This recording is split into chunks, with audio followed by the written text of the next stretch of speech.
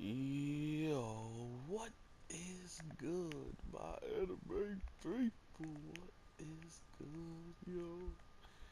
Guys, Demon Slayer has dropped finally, and we can talk about it in all of its glory that we've seen in the trailers and that we've seen in this week's episode. My god, this show truly knows cruelty. Um, to begin, I kind of want to just talk about the main character and kind of this weird, like, bait and switch kind of scenario that I kind of felt was going on. Like, at first, it felt like we kind of knew exactly who it was going to be, and, you know, we had a good understanding, excuse me, understanding why it's going to be like a certain character that's like straight up running. He has like a sister on his back, and he's straight running for his life. So um, it was clear to me that this guy was the one.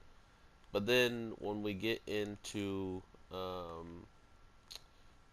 the overall narrative and like we see who else is a part of like his family and stuff, it was almost easy to see him being a character that was going to be like serve as a warning for the other kids or something. Like it felt like the brother that shows up wasn't the main character for some reason, and I don't know why it felt like that for a minute.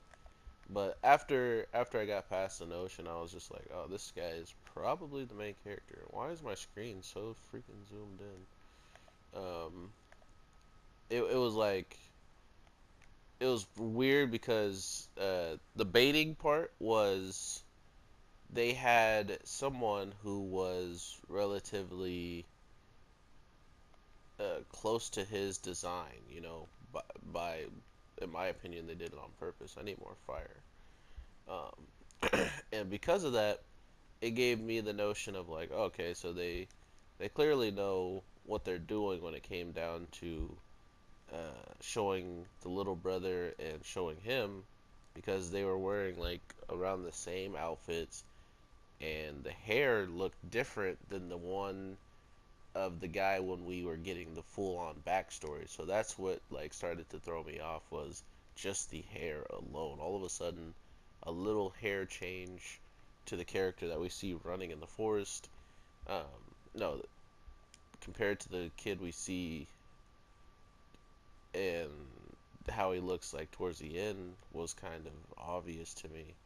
And then next thing you know, we see why his hair looks different, and that's because someone who attacks his sister slash tries to just take out a demon in general ends up slashing his hair and cutting off like the extra hair that he has, which in my opinion was a really smart way of changing a hair design. I mean, we got to remember too that we've already seen this kid with like a huge scar. I was gonna say multiple scars, but I'm pretty sure we can only like tell one as of right now.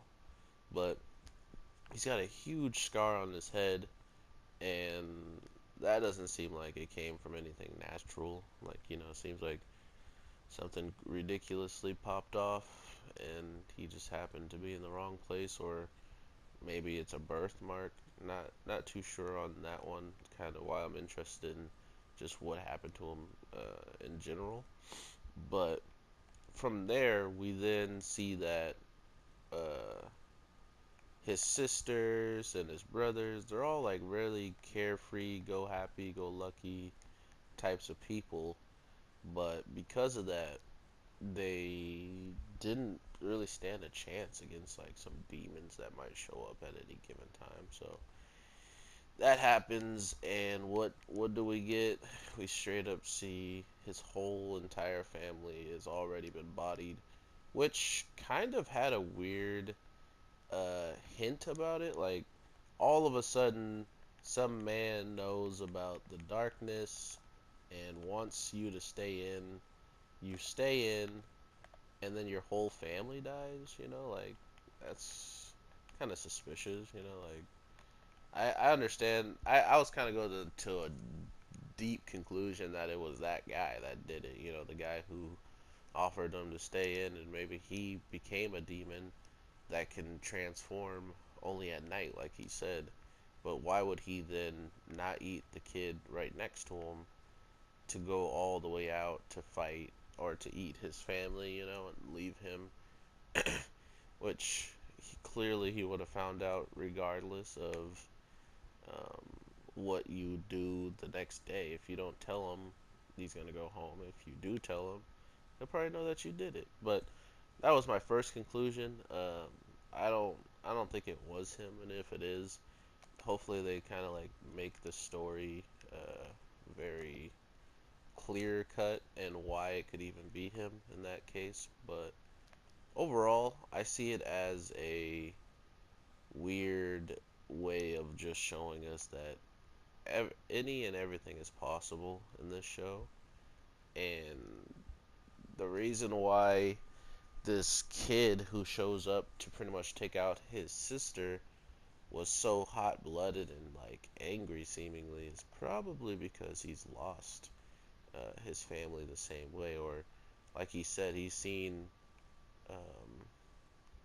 he's seen people like this eating their own family, you know, time and time again. Like it's definitely a reoccurring thing. So it's those types of people that really bring out the, you know, the reasoning behind some like messed up motivation that people have, or they bring out the actual reasoning why the fandom can be like, okay, well, yeah, this happened to him, or he's been living through this for so long that he's definitely not really thinking of anything but his own survival at this point.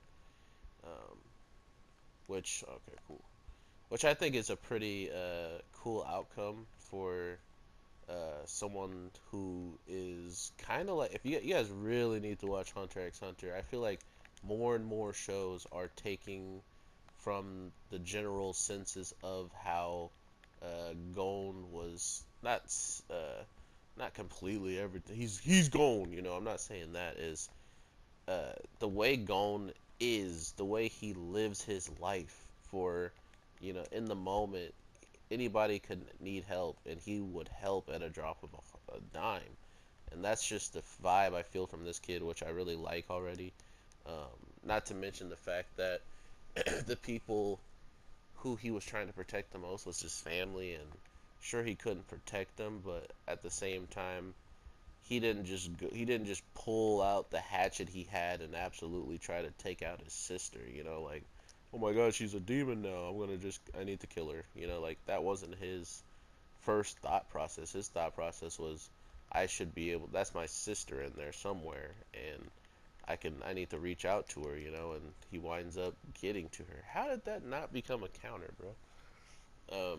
But yeah, I truly think that's where the show is already shining, is showing us what type of man he is, because not only did he feel that way about his sister, it took a person who was going to literally take her away, the last thing he had to his whole entire family, away from him, and he finally lashed out and showed us he's willing to die just for that opening to get one hit, at least hoping that hit is a kill shot. Which, if we look at it the way it happened, that would have probably killed the dude. Like, he threw the hatchet, and the only thing it missed was his head. Like, this is a cold kid. Like, I don't know how he pulled that off, but dang. He threw it straight up in the air and somehow knew the way it was going to like gradually fall to the ground, and because of that, or like, you know, just fall naturally because of gravity, and he winds up almost headshotting a Demonslayer who, if he wasn't paying attention, would have been dead, period. um, that's the type of person this other kid who is the Demon Slayer sees now in him, and I think that's like the new coolest point that we get in the show. Uh, just knowing that there's some sense of respect between the two, and how, like, come on, bro. I set him on fire, and he's just like, no, I grab, I grab. Um, we'll know the relationship between these two characters for now on is, one lives his life by straight up, oh, if you are weak, you don't even have the rights to make decisions and stuff. That's just his motives, and I'm pretty sure the other kid is going to be the complete opposite, so we have two polar opposite characters colliding, and that already makes for some fun dynamics between them just in normal, like, bickering battles and stuff like that, or just pride. So we got that to look forward to. Not to mention the fact that he has a sister that can grow in size, and she was continuously getting stronger. And not to mention the guy who was actually going to kill her gives us an insight on how the transformation even happens, where when they actually transform, they use a lot of energy just doing that. Not to mention, um, that's why they usually want to go out and eat very quickly, but yet she's has no energy. She's expended all of the things she could do, and she's still trying to protect her brother that she's recognized, and started to cry when she saw she was about to eat him. So um, I'm not thinking she actually killed anyone in her family, but I think this is a good indication that there could be some demon-like humans out there that are fighting the same cause. They've been did bad by demons, and maybe they're just trying to help take them out to revenge their own losses. So I like that aspect of having it in the show, but man, was that sad just to have a whole family just get wiped out very, very nonchalantly and off screen. That's pretty dark, man. So um, I honestly don't expect any less now from this anime, in the sense of, like, whose story is going to be next, or who is the demon that actually did this, like, who could go through with this act, not to mention leaving. And what if they all became demons, like, why did only the sister become a demon? I mean, they went back and actually buried everybody, but for some reason only the sister becomes, like, is still alive, or maybe that's the only person they let stay alive. I don't know, man. It just sucks to think about, but overall, I hope you guys enjoyed. I want to at least have you guys, if you guys are my subs and like this show, let me know what you guys are feeling every week. I can't wait to do a full review through this whole entire show with you guys. And with that being said, I will talk to you in the next one. I should be having something go up. There's a couple shows that have came out that I'm gonna check out, and some shows that already been out that I'm still checking out. So the channel should be flooded with animes at certain days, so expect it. And if you don't like it, I apologize for how much things I could put out on a day, but that's just how it is. If there's a day where there's a lot of shows I want to get out to the people, I do it. So if you enjoy that, I hope you do stick around, and if not, thank you for even watching. Demonslayer Episode 1, definitely a must watch for anybody into these types of shows. Not to mention, you should definitely give um, maybe a little break off of YouTube, like, in general, because you'll probably get spoiled by something coming out sooner or later by the fans. So with all that being said, I hope you guys have an amazing day, night, evening, whatever the case may be, and check out this show. Let me know how you feel about it, and I will talk to you guys in the next one. Oh, and for all the real OGs that are still here, I don't know if you guys always notice this, but I put pictures up of everything that happens in every show, and it's in, like, the description. Like, there's just a link to a different app that I have that you guys can see all the pictures that I really like throughout the episode. And if you do, uh, like, some people I found out don't even watch the episode and just gave me their commentary on how I talked about it. So that way they can actually see everything I really talk about are in the images. So I hope you guys do check that out if you do like to see some of that stuff, and I will talk to you later. All right, peace.